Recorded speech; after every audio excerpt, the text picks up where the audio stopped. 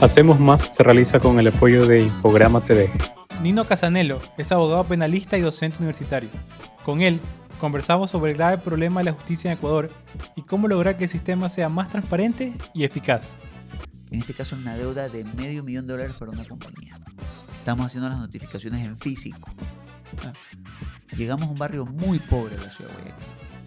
Resulta ser que la persona a la que vamos a notificar, la representante...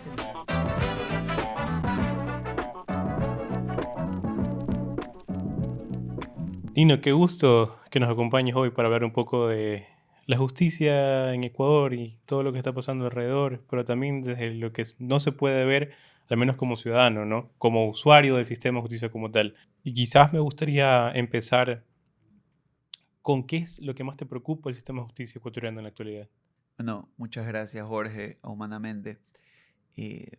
Mira, lo primero que me preocupa es que creo que el problema, si queremos ver esta crisis permanente, pues no es de hoy, ¿no? En la que la gente señala que se encuentra la justicia, es que no estamos conectados con su finalidad, que al final del día es un servicio público de solución de controversias. Y quiero partir de aquí para irlo desgranando y llegar a los problemas más complejos, ¿no? Es un servicio.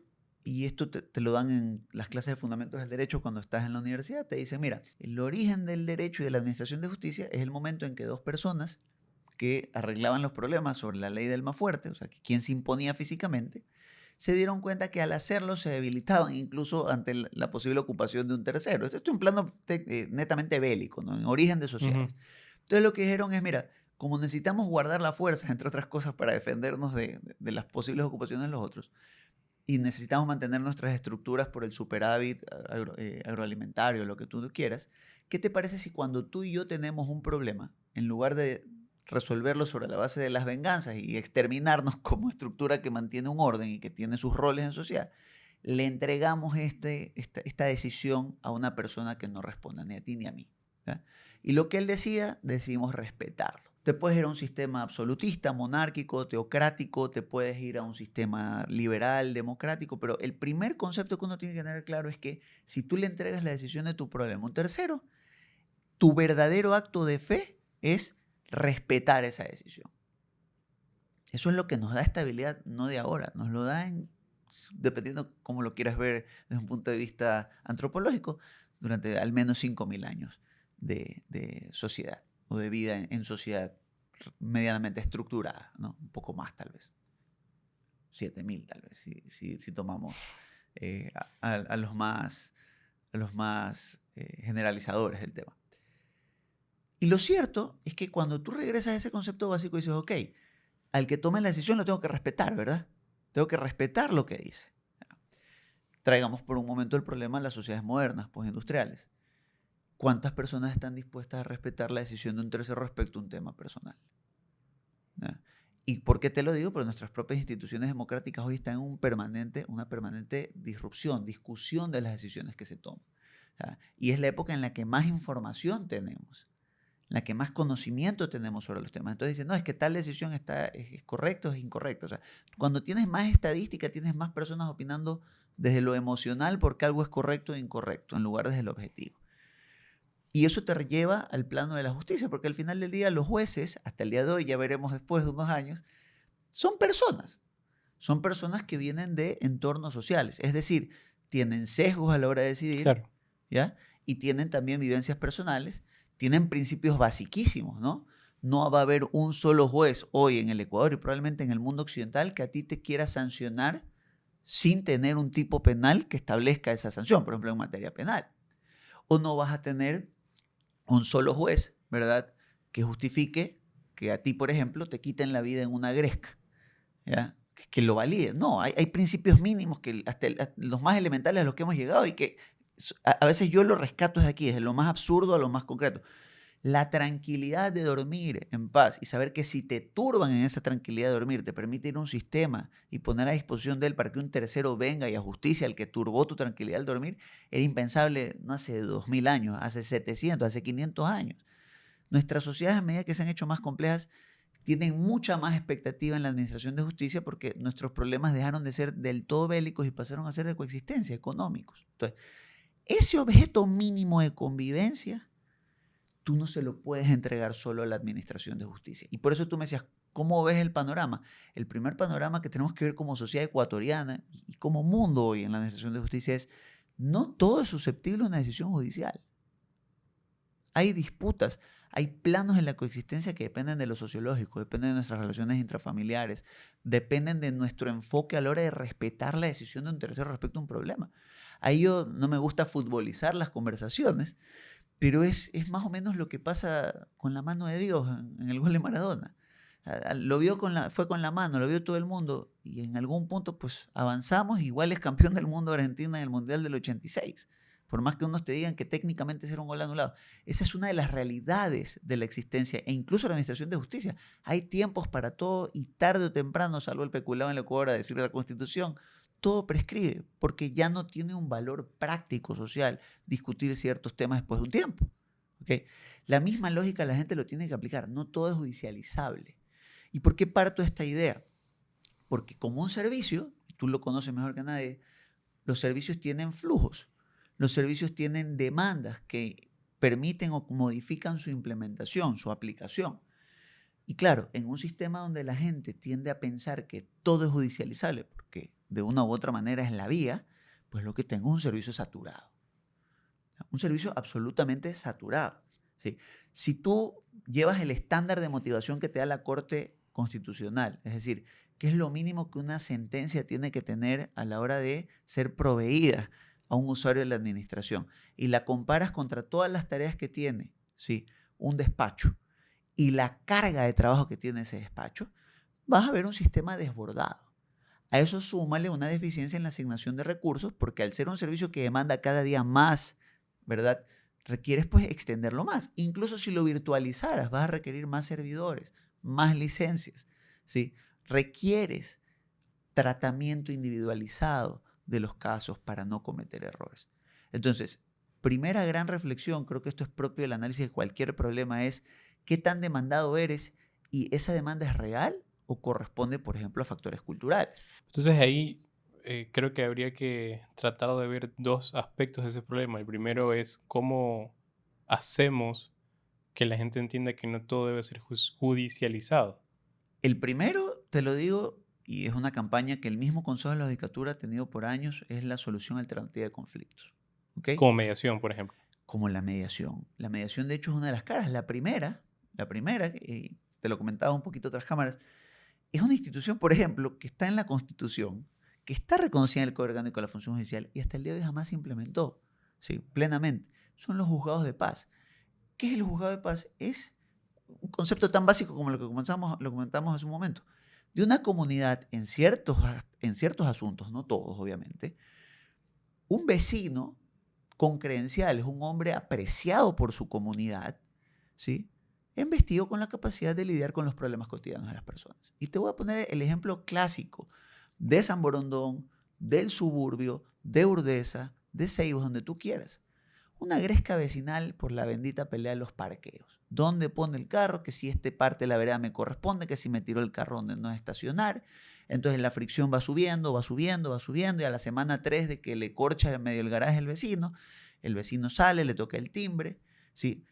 Vamos más allá, valores culturales, ¿no? Como sociedad deberíamos estar acostumbrados a que si mi vecino me toca el timbre una vez, ya, porque he colocado el vehículo un poco más allá del parqueo y no le permito salir, mi lógica es decir, vecino, tiene usted toda la razón, le pido 1000 disculpas, y a partir de ahí, de forma religiosa, trato de que cuadre sin topar, ¿verdad? Okay, factor cultural. No hago esto, genero una tensión increyendo donde muevo y muevo y muevo el carro todos los días hasta que efectivamente a la semana 3 el vecino explota, toca el timbre, yo reacciono más molesto que él, ¿sí? Y una cuestión relativamente sencilla se ha tornado en compleja, ¿verdad? Ya hubo al menos una discusión. Entonces, hasta ahí es lo que creo que lidia una sociedad promedio en todo el mundo. Vamos al concepto del juez de paz. En una sociedad de juez de paz, este vecino más tranquilo, de más tiempo, una persona respetada, puede acercarse y decirle, vecino, no peleemos, por favor, hagamos un acuerdo. Usted ya no le parquee ahí, usted póngase por acá. Punto. Punto. Y firmas un acta y él te viabiliza. Dice, ante el juez de paz justificamos que fue una controversia por el tema del parqueo y se acabó, esto se modificó. ¿Qué pasa en el Ecuador? ¿Está plenamente integrada la figura del juez de paz? No.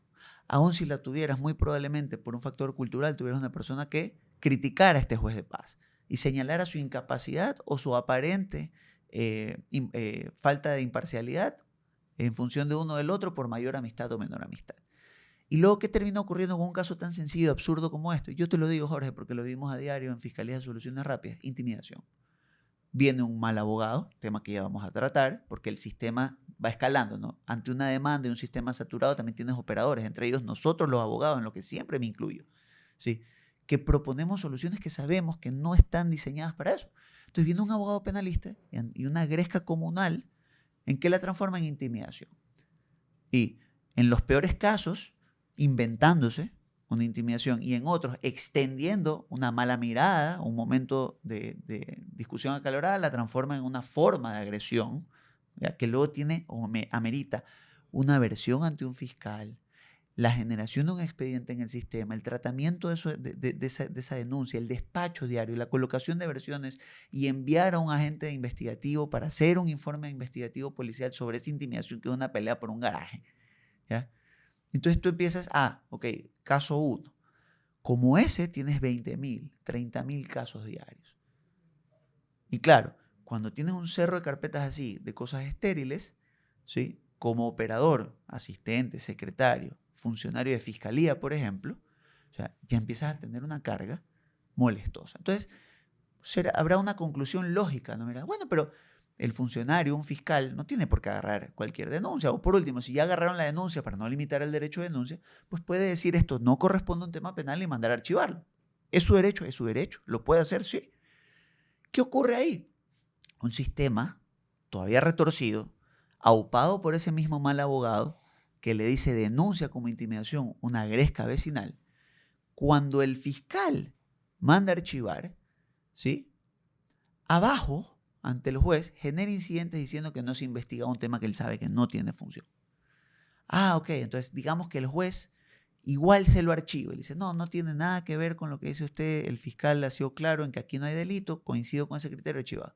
¿Qué hace ese mal usuario en la administración? Una cosa que empezó en la pelea con el vecino, ¿ya? Presenta una denuncia disciplinaria contra ese juez o ese fiscal, inventándose falta de motivación, inventándose falta de notificación o lo que fuera.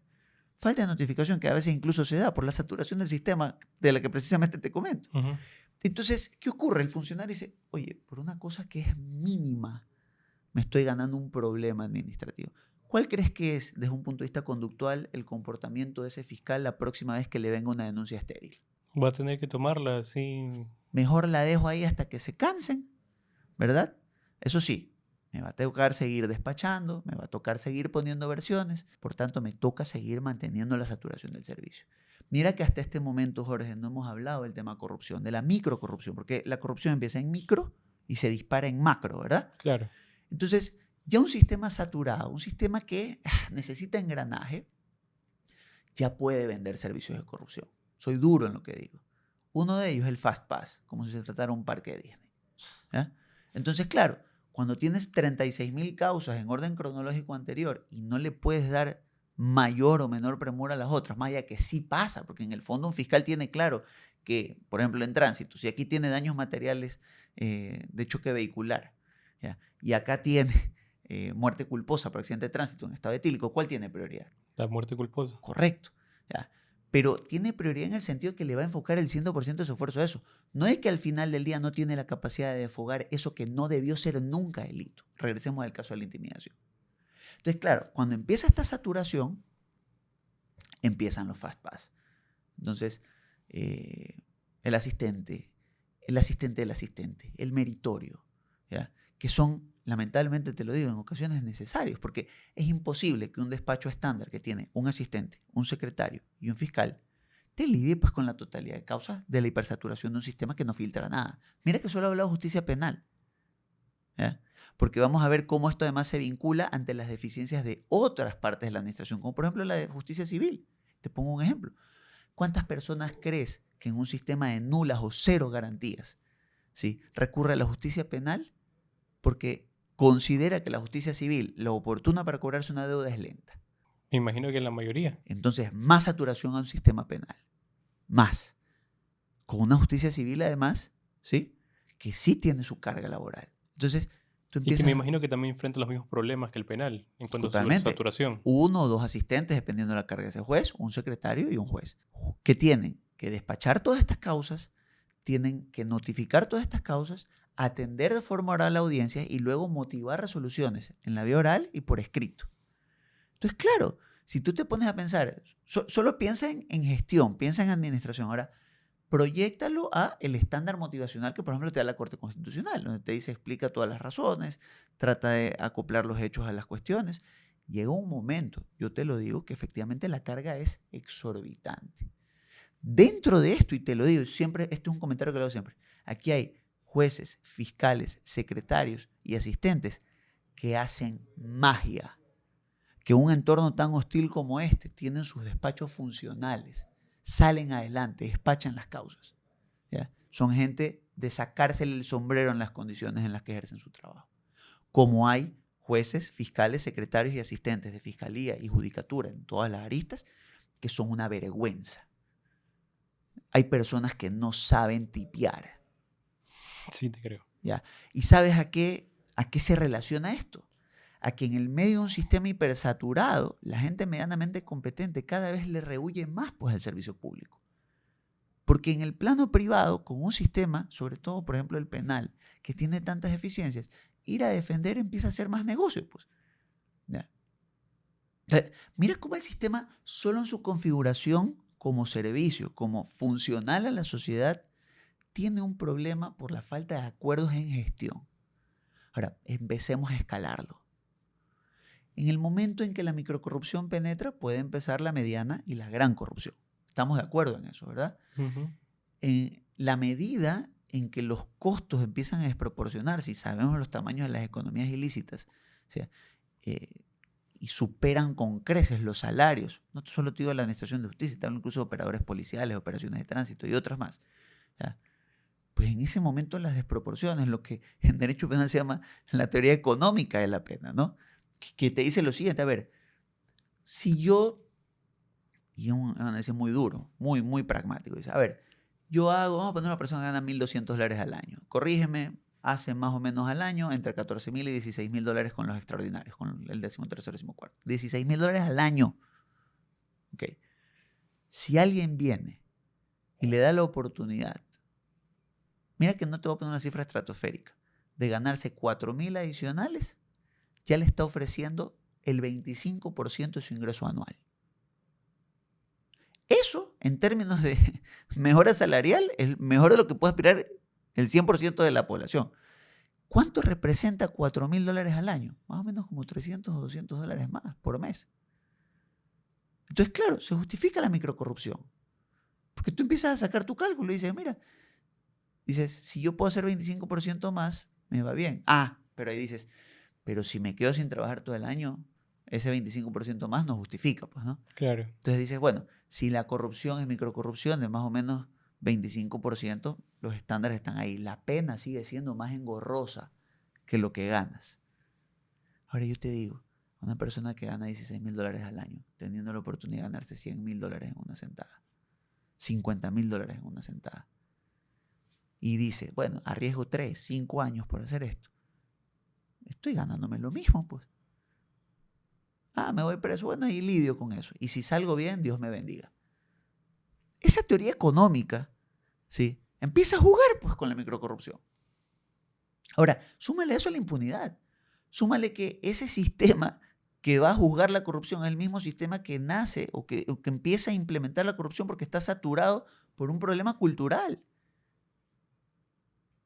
Entonces empiezas en un ciclo. Mira que no hemos tocado autoridades, mira que no hemos tocado todavía los grandes casos. ¿Cómo designas a las autoridades? Estamos hablando de la idiosincrasia de la gente, de operadores judiciales, primeros de ellos los abogados, porque somos los que presentamos los casos, somos los que aconsejamos al cliente en cómo proceder. ¿Sí? Y somos los primeros que tenemos que tomar de alguna manera la responsabilidad por este tema. Entonces, cuando ya vas en esta estructura que empieza a hacerse más compleja, empiezas a entender por qué la gente te dice el problema de la administración de justicia no es un problema de corazones ardientes y manos limpias, no, es un problema cultural, es un problema que la gente entienda a qué va a la administración de justicia. ¿Ya? No es un lugar para enriquecerse, es un lugar al que vas cuando tienes una desaveniencia, cuando tienes un problema. ¿Ya? Deberías tener aversión por los problemas, pero culturalmente hablando no la tenemos. Somos una cultura de generar conflictos. Antes de seguir con la conversación, quiero agradecerte por tu interés. Aquí no hacemos lo tradicional. Traemos historias que suman y de las que puedes aprender. Suscríbete. Con tu apoyo podemos seguir la conversación y brindarte nuevas ideas que inspiren. Porque aquí hacemos más. Deberíamos tener también una aversión a la corrupción y una aversión al poder, incluso, que eso no se lo ve tanto a nivel cultural. Y en ese tema de la sobresaturación, me voy con el segundo concepto que quería traer, es cómo lo solucionamos. O sea, si teniendo en cuenta que a día de hoy tienes un presupuesto anual que se le da a la función judicial en su totalidad y muchas veces ese presupuesto se queda corto en su ejecución presupuestaria. Por eso es que tú vas a veces a juzgados y demás y no encuentras ni siquiera papel higiénico, ves cosas así. Te ha tocado ir, veo. Y es porque hace muchos, muchos años atrás. Y en ese momento tú te das cuenta que, a ver, hay un problema de ejecución presupuestaria, pero es porque realmente no hay ese dinero en realidad. Solo se lo pusieron en papel, pero en la práctica no existe. Entonces tienes un problema que desde el Estado se te hace bastante complicado financiar ese servicio. Hay una sobresaturación también desde el usuario, tampoco hay un buen uso de eso, que también es un problema cultural, como tú dices, pero también viene también a ser un problema conceptual, un poco de administración, porque es cómo haces que tu servicio sea eficiente si no tienes el recursos suficientes para poder financiarlo, porque estamos hablando de que es algo público, significa que se financia con nuestros impuestos, con nuestro dinero mismo. Y segundo, que también tienes ese problema donde todo el mundo está queriendo tener algo ahí. Vamos a entrar en un círculo vicioso. O sea, ¿cómo solucionamos ese tema sobre saturación? Si, por ejemplo, quiero al menos pensar en esta alternativa y ver qué opinas tú. Yo recuerdo que antes la Constitución de Rafael Correa, el sistema de justicia no era gratuito. No, yo era muy joven para saber cómo funcionaba, Había cómo la se tasa pagaba. judicial. Yo no la alcancé, pero te lo comentan los mayores, había la tasa judicial en temas civiles principalmente. Y ese tipo de cosas, no sé si es un primer paso a algo. O sea, entendiendo que para mí también la justicia debe ser para todos y debe ser equitativa y demás, pero tienes que encontrar un punto medio, porque si no, ¿cómo solucionas esa sobresaturación del sistema? Mira, no me quiero ir hiperabstraer, pero voy a ir de lo más macro a estos puntos y te voy a dar mis apreciaciones que las he Claro. postulado en otros momentos. El primer punto que el Ecuador necesita afianzar es su sistema de garantía general de prenda. Cuando me refiero a esto es, la garantía general de prenda es el principio del derecho civil por el que una persona honra sus obligaciones con su patrimonio. ¿Ya? Y el Ecuador no tiene una revisión de su estándar de garantía general de prenda hace años, en prelaciones de créditos. Es decir, estamos acostumbrados a que las personas no tienen cosas a su nombre, no tienen cuenta y no tienen crédito. Y esto tiene que ver con políticas públicas de acceso al mundo financiero, de acceso a ser de una u otra manera Formal, entre contable, comillas. a disminuir el flujo de efectivo. ¿Ya? ¿Por qué te digo esto? Y mira cómo te voy a enlazar las ideas unas a una. Como tú no tienes forma de cobrarle a la gente las obligaciones, y esto ya está enraizado en la cultura mercantil, financiera y económica del país, la gente se ha acostumbrado en buena medida a solucionar sus disputas económicas, comerciales, civiles en el plano penal. Entonces, ahí donde lo que hay es un incumplimiento contractual, le sale más barato y es más coercitivo por el riesgo de cárcel presentar una estafa o presentar un abuso de confianza. Solo piensa en este concepto inicial. Si la gente sí tiene cultura financiera, si la gente sí presta, si la gente sí hace negocios con quien tiene capacidad de pago medianamente proyectable, pues está ahorrando el primer 50% de los eventuales problemas, que es tener que demandar a alguien que no tiene nada. Porque la gente no es que solo de loca no demanda civilmente. Hay gente que sabe que debe demandar civilmente, pero prefiere irse por una estafa, por ejemplo, porque sabe que si lo demanda civilmente, así lo ejecuta el otro, lo cita y todo, y llega el último día de la sentencia, le va a salir patrimonio cero. Y le va a tener que seguir un juicio de declaratoria de insolvencia, un concurso de acreedores. Entonces, primera gran reflexión que se la doy de todo, no hay prisión por deudas. En el mundo, una sociedad ordenada, debería ser un calvario para una persona ser demandado y tener que responder con su patrimonio, con sus bienes, por sobre lo que ha hecho, ¿verdad? Por sobre la falta al compromiso contractual. Pero como somos sociedades que no protegemos eso, que beneficiamos el testaferrismo, hay que decirlo, que beneficiamos la defraudación tributaria, que no generamos un control económico positivo sobre las personas, pues la gente no cree en la administración civil y mercantil de justicia. Y la gente entonces va y satura el sistema penal en paralelo. Ahora, mira cómo lo vamos atando. Como hay esta hipersaturación, lo que sí amerita trato penal no está siendo pues buscado, no está siendo señalado. Y no me refiero a los delitos de la agenda tradicional, ¿no? Narcotráfico, asesinatos. Todos estamos de acuerdo que eso es reprochable. No, hablemos entonces de la delincuencia económica, ¿sí? Hablemos de los grandes defraudadores tributarios del país, de los grandes lavadores de activos del país, de los grandes testaferros del país, de las personas que se han enriquecido ilícitamente. Si quieres, reformulemos el ordenamiento jurídico en función del gran cambio cultural. ¿A qué me refiero? Defraudaciones tributarias, perfecto. Puedes suspender las primeras 2 o la primera vez que eres penado por defraudación tributaria. Eso sí, si condenado lo vuelves a cometer, al tarro. Punto. Empiezas a construir cultura. Culturalmente y desde la política pública, ¿qué puedo hacer? Dale a la gente pago, anula el pago en efectivo, disminúyelo. ¿Ya? Coge a las personas y oblígalos a abrir una cuenta. Coge a las personas y oblígalos a tener cosas a su nombre, a tener registros válidos. Una reforma tan sencilla como que todos tengamos que plantear en el registro civil, así como ponemos número de cédula, ponemos nuestros nombres, padres, ponga ahí un correo de notificaciones. Genera un sistema de notificaciones basado en el registro civil donde las instituciones, cuando busquen a una persona para cobrarse algo, busquen a una persona para que responda por un acto ilícito, lo notifiquen directamente en ese correo y sea obligación de esa persona que recurrir a él o notificar si lo cambia. Esos cambios, esa falta, esa opacidad social se traduce en un sistema de justicia saturado.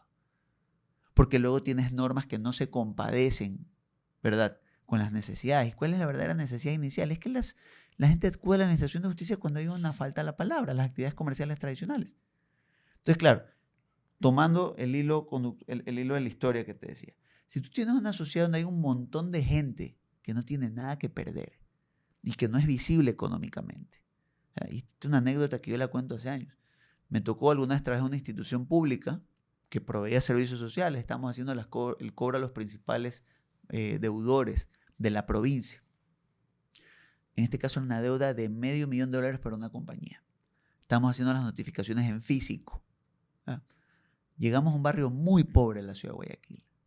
Resulta ser que la persona a la que íbamos a notificar, la representante legal, testaferro, con todas sus letras, de esa empresa, era una muchacha que tenía 19 años, que había trabajado en la empresa donde la designaron representante legal por 2 meses y le habían pagado $200 por heredar una deuda de $500,000.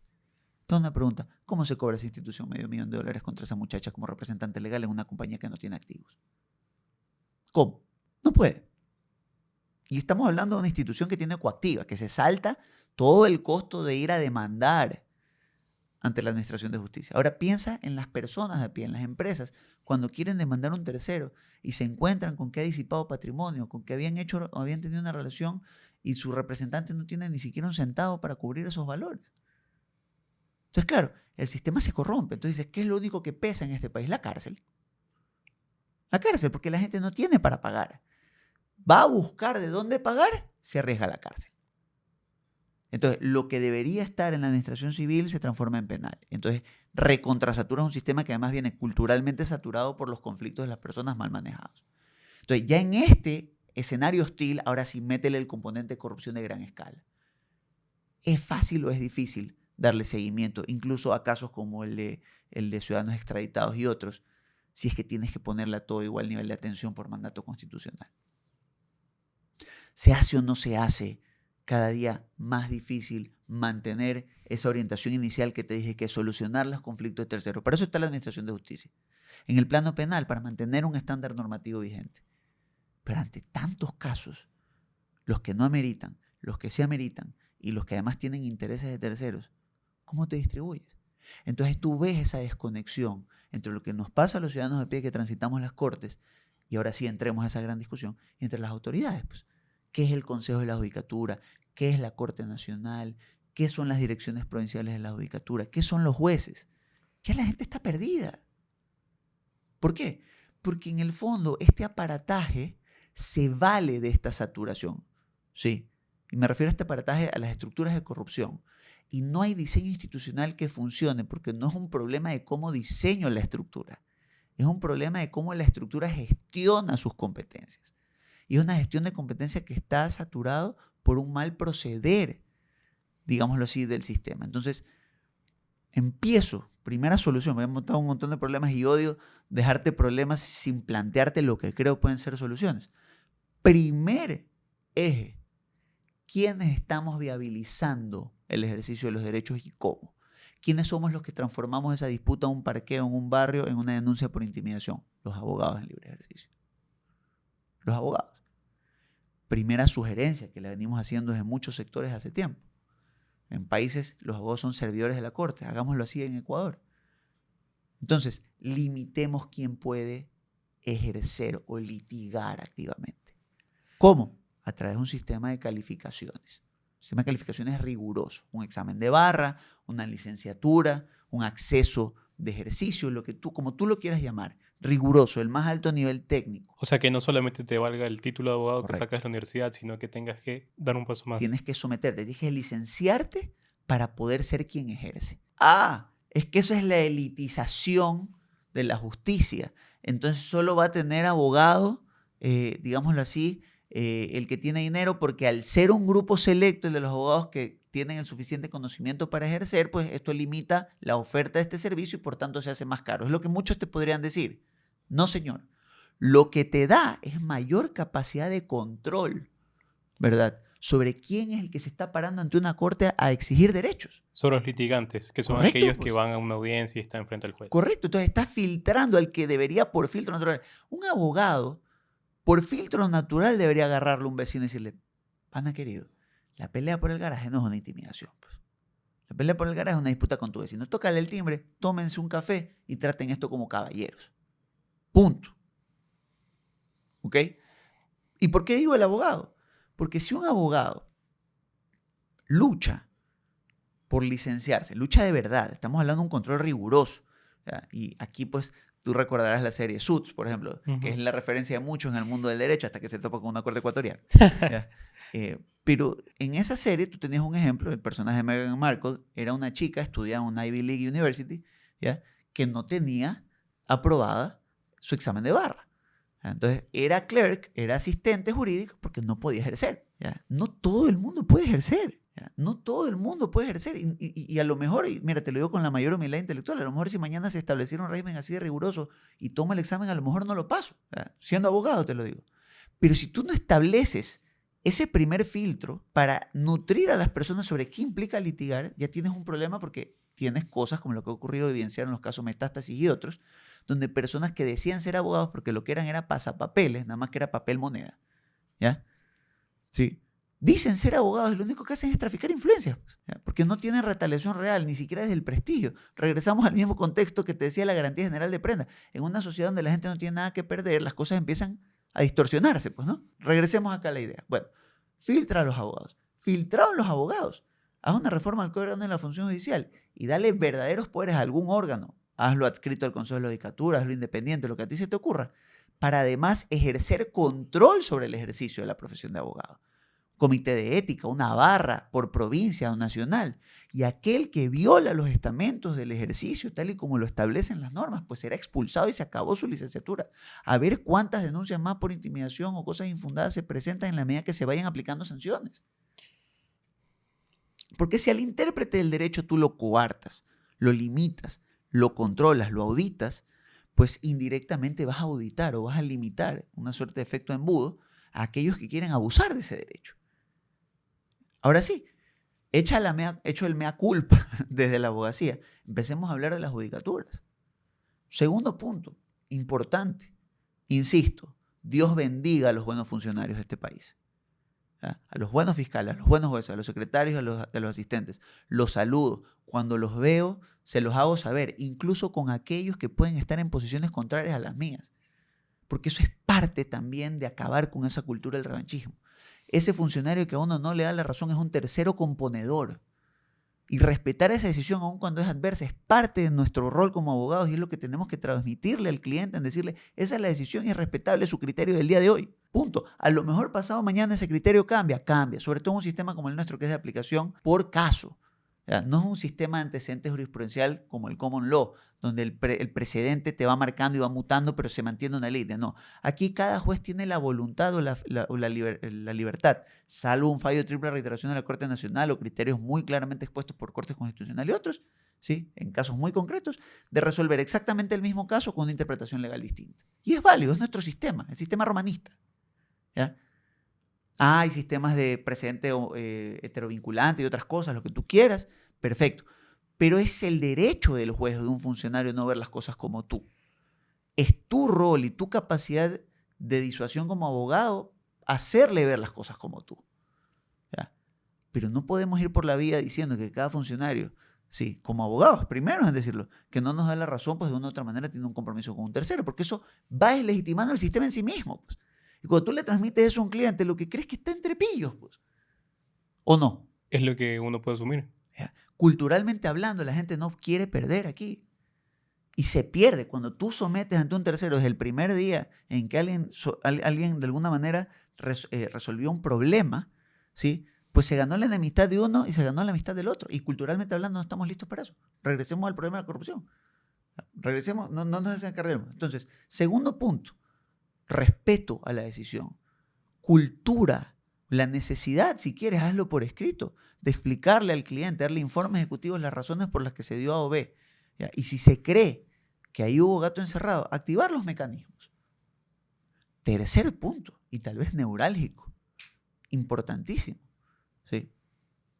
No solo a nivel de jueces y fiscales, también con secretarios y asistentes y terceros involucrados. Análisis patrimonial extensivo y extenuante a los funcionarios. ¿Ya? Para la media nacional, aun cuando siempre más es mejor, y eso hay que reconocerlo en materia económica, pero los sueldos de jueces y fiscales, secretarios y asistentes, para la media nacional son competitivos. Otra cuestión distinta es lo que íbamos comentando hace un momento, ¿no? Compáralo contra lo que la corrupción te puede ir ofreciendo, ahí hay un problema, ya lo vamos a ver. Pero ese problema se ataca aquí, pues, ok. Si son salarios medianamente competitivos, ¿verdad? Eres un privilegiado para tu sociedad. Protege aquello. ¿Ok? Protégelo. ¿Y cómo lo proteges, entre otras cosas? Señalando al que empieza a crecer patrimonialmente, así sea tu compañero, ¿ya? De forma normal. Y aquí soy muy duro. El salario de un fiscal debe estar alrededor de los $4,000. Si tú ves que una persona tiene un marco de gastos de más o menos $6,000 al mes, ganando $4,000, ya tienes un déficit del 50% del valor. O sea, tienes un superávit del 50% del valor que debe venir, de acuerdo a la norma, por lo menos en casos de fiscales y jueces, solo de la cátedra o de un negocio tercero que él te justifique y de una inversión inicial que ya él haya hecho. Si no existe ninguna de esas dos cosas, si no existe un RUC relacionado, si no es heredero, ¿ya? Si no tiene una visión por fuera de eso, ahí hay un problema, pues. Ahora, si cree los estamentos de control que le va a tocar la puerta a un funcionario judicial que esté en malos pasos, porque así como insisto, hay los excelentes, hay los malos, y él le diga dónde está su dinero mal habido, pues se va a caer de cabeza, pues, ¿no? Lo que tienes que hacer es extender el control. ¿Cuál es su estilo de vida? ¿Cuáles son los gastos en tarjeta? ¿Cuál es el estilo de vida de su círculo cercano? ¿Es justificable? ¿De dónde viene? Tienes que vigilar al vigilante, porque luego él es el filtro de los terceros, pues. Entonces, si tú expulsas la idea de que el crecimiento patrimonial no justificado vale la pena el riesgo, siendo parte de la administración de justicia, y regresas a funcionarios que guarden las formas y el fondo siempre, y que sepan que no importa en cuánto lleguen a torcer sus voluntades a cambio de un dinero, ese dinero no lo van a poder gozar, empiezas a generar precedente. Empiezas a generar una cultura donde la gente deje de ver al derecho, mejor dicho, a la administración de justicia como variable de las carreras del derecho, porque como abogado puedes optar por ser defensor, por ser consultor, por ser societario, por hacer lo que tú quieras. Y entre esas cosas puedes optar por la carrera judicial o por la carrera fiscal, tema del que vamos a hablar. ¿Ya? Si tú haces eso, si tú tienes una proyección, ¿sí? Y sabes cuáles son los límites, mañana no hay gato encerrado en decir, ay, me metí a juez, pero se muere uno de hambre en esto. Si tú quieres más dinero, no puedes ser juez. Te toca ir al libre ejercicio. Te toca ir a asesorar, te toca tener la suerte también de lograr eso. Pero si tú vas a crearte un nombre en la carrera judicial y tu máxima aspiración un día es ser el presidente de la Corte Nacional de Justicia, tienes que enfrentar también una realidad, y es que tienes un marco limitado de ingresos durante esa fecha. Ese marco limitado de ingresos, en las cosas que requieran peligro, porque te enfrentas a estructuras de delincuencia organizada y otras, ¿quién te las tiene que suplir? El Estado. Si un juez o un fiscal van a enfrentar una estructura compleja, es el Estado ecuatoriano el que les tiene que proveer 24/7 seguridad de primer orden para asegurar que el Estado se imponga ¿a quién? A las estructuras delincuenciales. ¿Ya? Pero fíjate que la cadena de valor está ahí. Está en regresar a tus bases, a lo básico. Esto es un servicio que saturado no funciona, además de saturado no funciona, tiene corrupción, regresemos. Los operadores de justicia bien controlados, los abogados bien filtrados y controlados, ¿ya? Y ahora sí, entremos a hablar un poquito más allá. Carrera judicial. ¿Ya? ¿Cuántos hablan de quién va a ser el presidente del Consejo de la Judicatura y cuántos hablan del hecho de que no están evaluando a los jueces para reestructurar la carrera judicial, para generar las bandas de calificación de fiscales que luego ocupan los cargos de fiscales provinciales? Hoy vas a la función judicial, no hay incentivo para formarse, Jorge. No lo hay, porque no hay una planificación de carrera en la magistratura, no existe. ¿Y quién debería ser eso? ¿El Consejo de la El Judicatura? Consejo de la Judicatura tiene que implementar, lo dice el código, las evaluaciones, para sobre las evaluaciones ir diciendo este funcionario es candidato en un eventual concurso a esta magistratura, a la de aquí, a la de acá. Pero la gente hoy cada día abandona más la carrera judicial porque está desprestigiándose en el sentido de que no tiene un orden, no tiene una visión. Si tú me preguntas a mí, ¿sí? No puedes tener lo que ya estamos viviendo de personas que eran jueces, ¿ya? De estos golondrinones de una temporada y que salen a libre ejercicio después de defender narcos. No, el juez tiene que proyectarse que va a ser abogado. El abogado de narcos, aun si va a llevar casos de ese perfil, tendría que proyectarse en este país un tipo de vida muy, muy estructurado, donde, entre otras cosas, acuerde con el Estado cuáles van a ser los canales de pago de su cliente, ¿ya? Donde declare con mucha claridad cómo le paga a su cliente, para saber que no es al final del día un miembro más de la estructura, ¿ya? Pero fíjate que es poner en orden el sistema antes de hablar de las autoridades, ¿ya? Entonces, claro, en un país que no pone en orden esto, porque hay que decirlo, eso sí es una realidad. Y este no es un mal, y esto te lo voy a decir de los últimos 15 años. La justicia en el Ecuador es un tema de cooptación a este nivel de agresión de no menos de 50 años. Lo que pasa es que ha ido incrementándose la notoriedad o la fuerza que tiene el derecho penal, los actos de violencia, porque además tenemos una sociedad que cada vez crece en mayor desigualdad. Pues. Y es un poco lo que hablamos brevemente antes. Entonces, tienes sociedades paralelas. No tienes una sociedad orientada a cómo funcionan sus instituciones, a qué es el sistema de administración de justicia. Tienes una sociedad que está desintegrada, desarraigada de sus valores. Entonces, volvemos a lo básico. ¿Cuál es la finalidad de mi sistema? Que compongan las disputas. ¿Ya? Y componer las disputas requiere buenos interlocutores, buenos abogados, buenos administradores de justicia, ¿sí? Y cómo no, una sociedad que alcance a medir bien qué es materia de un proceso judicial, que es materia de una composición amistosa entre vecinos. Y para todas estas cosas que estamos hablando, ¿tú crees que también sea necesaria una especie de reforma jurídica o institucional, incluso llámese no constitución o no?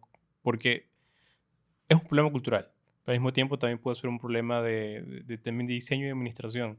Y ambas cosas yo siento que están relacionadas de alguna forma. Y si muchas veces la cultura debería quizás poder solventarse a través de mayor educación, por ejemplo. Pero eso ya es otro problema y hay un vacío también en Ecuador sobre ese tema. Pero también puedes, entre comillas, hacerlo de otra forma, que es imponiendo leyes o imponiendo obstáculos, como tú bien lo mencionas. Y para eso es quizás esa interrelación, para que de una u otra forma puedas aumentar también los rasgos de cultura. Mientras quizás sea necesario también hacer una especie de reforma institucional como tal. Pero fíjate, hemos hablado de decir, hagamos una barra, una cosa por el estilo, ¿no? Hoy por hoy, ¿quién tiene la potestad disciplinaria sobre abogados? ¿Ya? El Consejo de la Judicatura. ¿Ya? No tengo la estadística a la mano, no me voy a inventar cifras, pero te puedo asegurar que si le pidieras mañana a todas las direcciones provinciales del Consejo de la Judicatura su incidencia de sanciones a abogados, probablemente sea baja. Y no me refiero a la sanción pecuniaria, que es diferente, es procedimental. Si un abogado te falta una audiencia, el juez viene y le pone una multa. Esa es la capacidad coercitiva del juez en audiencia. Pero fuera de eso, el juez tiene la capacidad de ver si un abogado está abusando del derecho. Te pone el caso más claro, que además podría tener implicaciones penales, ¿no? Para eludir el sorteo, un abogado presenta 7 demandas idénticas, ¿ya? Hasta que le sorteen el que quiere, luego retira las que no quería y se queda con el sorteado. Es una de las prácticas más antiguas, tiene hoy una sanción específica y todo, pero es latente abuso del derecho, una de las infracciones como abogado más graves que puedes cometer, ¿ya? ¿Cuántas investigaciones reales sobre este tema hay? ¿Cuántas personas sancionadas como abogadas hay? Entonces las leyes las tienes. El tema es que institucionalmente hablando tienes que tener incentivos para hacerlo. Tienes que tener control, porque si tienes control no importa el marco jurídico.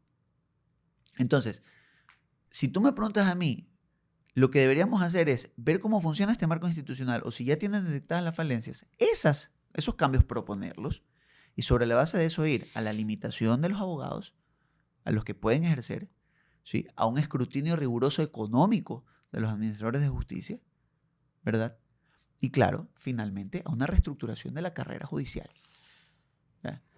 Con eso, cuando ya hayas pensado con las instituciones que tienes, las falencias que tienen eso, de estos 3 temas, saca las reformas. Pero si tú me vas a decir a mí que es mejor tener al presidente de la Corte Nacional como máximo órgano judicial, incluso sancionador administrativo, contra un consejo de la judicatura, voy a ser muy duro, no lo conozco personalmente, he visto sus declaraciones, sé que se ha hecho cargo del tema, para poner un ejemplo de coyuntura.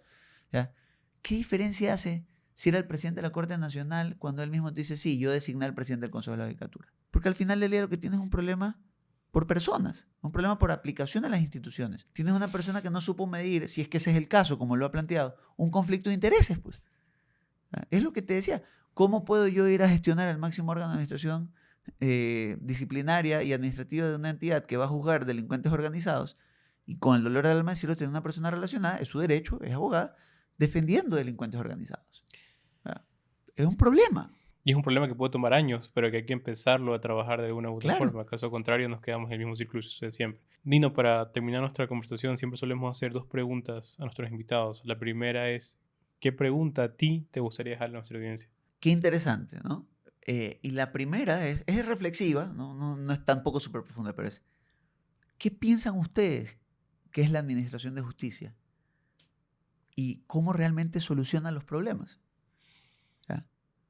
Y esta pregunta se la hago a las personas, porque la gente tiene como si fuera una suerte de espacio seguro.